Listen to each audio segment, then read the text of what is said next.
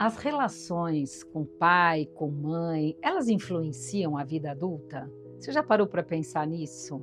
Existem algumas teorias que dizem que a relação, o vínculo ou não, as dificuldades ou não, os cortes, as rupturas influenciam em toda a vida adulta.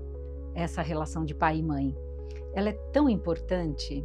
A relação com a mãe, nós já falamos que ela é visceral, nós nos desenvolvemos dentro das vísceras da nossa mãe, é visceral, então influencia a vida toda. E com o pai também. Hoje nós vamos falar e vamos aqui trocar uma ideia, que tipo de influência pode acontecer com pai e mãe separadamente. Vamos lá? Pai e mãe não são apenas pessoas comuns, pessoas que também tiveram as suas histórias com os pais, que são os nossos avós. Pai e mãe, além de pessoas, eles são o fluxo da vida que chega até nós. São elos de vida, é por onde a vida flui. Então a importância do relacionamento, a importância do vínculo, da conexão ou não com pai e mãe, interfere e influencia muito, não só na infância, não só na adolescência, na fase adulta, mas por toda a vida. Você pode ter aqui 80 anos, você está me ouvindo. Essa relação com seus pais interfere até hoje. Vamos começar olhando para a relação com a mãe? A mãe, ela tem todo esse simbolismo e significado de nutrição. Literalmente, ela nutre. Quando ela dá o leite, ela está nutrindo dela. E vai além, acolhimento, tem várias formas e energias associadas à mãe. Quando, por exemplo, há uma ruptura no início da vida, isso pode trazer consequências na vida adulta. Por exemplo, a pessoa fala assim, eu sou muito independente. Opa, será que você é tão independente assim? Porque houve algum problema, alguma dificuldade, algum distanciamento na primeira fase, lá na fase da infância? E aí você adquire uma independência, ou você passa a ser vista como, eu lembro de um caso de uma mãe que viajou com o pai por algumas semanas, com o pai trabalhando fora. E a mãe acompanhou. Quando voltou, a filha chorou muito, diz que nos primeiros dias ela pegava a roupa da mãe, que ainda estava por lá, e ficava dormindo, chorando e segurando. Depois de uns dias ela deixou. E quando a mãe voltou, 15 dias depois, o que aconteceu? A mãe, ela esperava o quê? Que a filha viesse correndo abraçá-la. E não, a filha não veio. E ela achou, nossa, como ela cresceu, olha como ela ficou independente. Olha só, não era. Era um fechamento, era uma dificuldade que começou a se estabelecer ali e que foi para toda a vida adulta. Então, essa relação com a mãe, ela é muito importante. E quando existe uma boa relação, um bom fluxo nessa vida, a vida se torna próspera, a vida se torna abundante, é fácil essa relação com as outras pessoas. Já quando há esse distanciamento, isso pode se refletir no trabalho, nas relações afetivas, nas amizades, enfim, em toda a vida. Na relação com o pai, desde pequenos, vamos crescendo, a conexão com a mãe é mais forte no início da vida por N questões, mas quando o vínculo começa com o pai, há um impulso para a vida, O pai, ele leva para brincar e muitas vezes ele dá uns empurrões para a vida, diferente da mãe. E essas diferenças são justamente para que haja aí uma completude e que se possa, nessa experiência, ir para o mundo com os dois, com a força dos dois, do pai e da mãe. Quando o pai, temos aí as dificuldades, a pessoa pode encontrar na fase adulta dificuldade de posicionamento, dificuldade para encontrar um objetivo claro, um caminho, falar, é por aqui que eu vou. E outra coisa, pode ser também por lealdade. Como foi essa figura desse pai? Ele era valorizado dentro de casa? Como era? Porque às vezes um pai é mais frágil, um pai doente, muitas vezes por amor e lealdade, a pessoa tem dificuldade de superar esse pai. Um pai que teve, por exemplo, dificuldade financeira, como é que eu vou ganhar mais que meu pai? Então, essa figura paterna, ela é muito importante. Como é que nós podemos, na fase adulta, sim, reconectarmos com essas energias de pai e de mãe? E quando chegamos nos relacionamentos, como é que essa história com pai e mãe interfere nos relacionamentos afetivos? Na maioria das vezes, alguns dizem que em 100% das vezes o que existe é uma projeção. Você projeta no relacionamento, parceiro ou parceira, aquilo que você, por exemplo, não teve. E passa a cobrar, passa a pedir, passa a implorar. Se foi atenção, bom, não teve atenção, aí você quer que o parceiro ou parceira dê atenção. Ou reconhecimento, ou aceitação.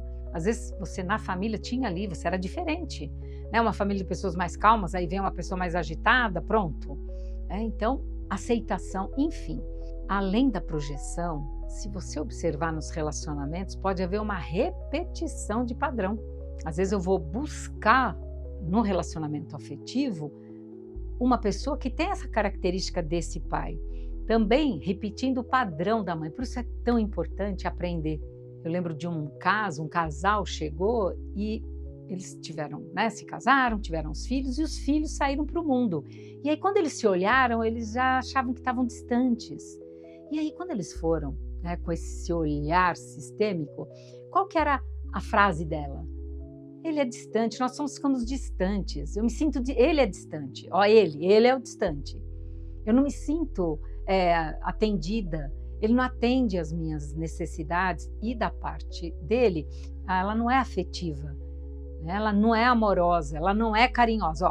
Projeções de lado e lado. Aí quando se pergunta da história, como é que foi a relação? Como é que foi o casamento dos seus pais? Porque antes dos pais serem pais, a maioria são um casal que tem dinâmicas, né, como casal antes de ser pai e mãe. Neste caso específico, né, a mãe desse marido, o que aconteceu? Antes dele, ela teve um bebê e ele faleceu. E ele nasceu depois.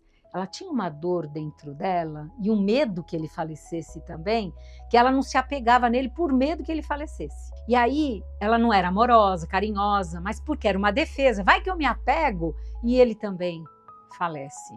Então ele atraiu um relacionamento amoroso, uma mulher que também não era tão afetiva, ou talvez fosse, mas na dinâmica com ele não. E a história dela, por sua vez, na dinâmica da mãe e o pai viajava muito pela empresa. Então ele era literalmente distante. E ela dizia sempre isso. Ela dizia que reclamava muito da distância. Então, percebe que os dois repetindo padrões muito semelhantes aos que ela tinha vivido e que ele tinha vivido. A maravilha é quando você descobre isso. Você pode transformar isso.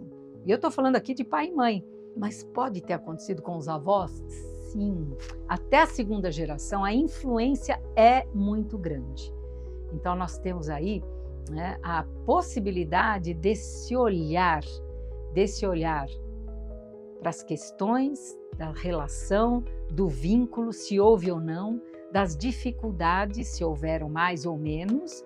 Para quê? Para que a gente possa ter uma vida muito mais plena, mais feliz e mais focada, presente e futuro, em vez de ficar colocando a nossa energia em olhar para o passado. O importante com todo esse conhecimento é você saber que maturidade não é você romper com seu pai, sua mãe, com o passado, não se trata disso, muito pelo contrário. É você sentir a conexão da vida que vem através deles, respeitar a história deles para eles e com esse respeito, essa vida que chega em você, aí sim, você pode colocar aqui passos para o futuro. E para isso, um breve exercício. Você pode imaginar uma foto mesmo. Sabe aquelas fotos de família? Pois é, foto da mãe, do pai e dos avós. Vai até essa segunda geração.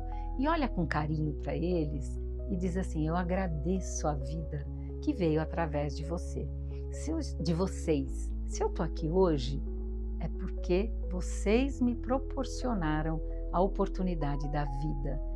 Agradecendo essa vida, eu respeito o que aconteceu com cada um de vocês. E eu sinto muito por aqueles que tiveram dificuldades, doenças, problemas financeiros, questões profissionais, relações afetivas infelizes. Eu sinto muito. Mas me abençoem se eu fizer escolhas diferentes. Ainda assim eu vou pertencer à nossa família. Eu honro a nossa história, deixo com vocês o que é de vocês. Levo comigo o amor, a vida e o que vocês me passaram. E assim eu sigo. Diz se você gostou desse exercício, caso você tenha feito, manda aí as suas impressões para nós aqui.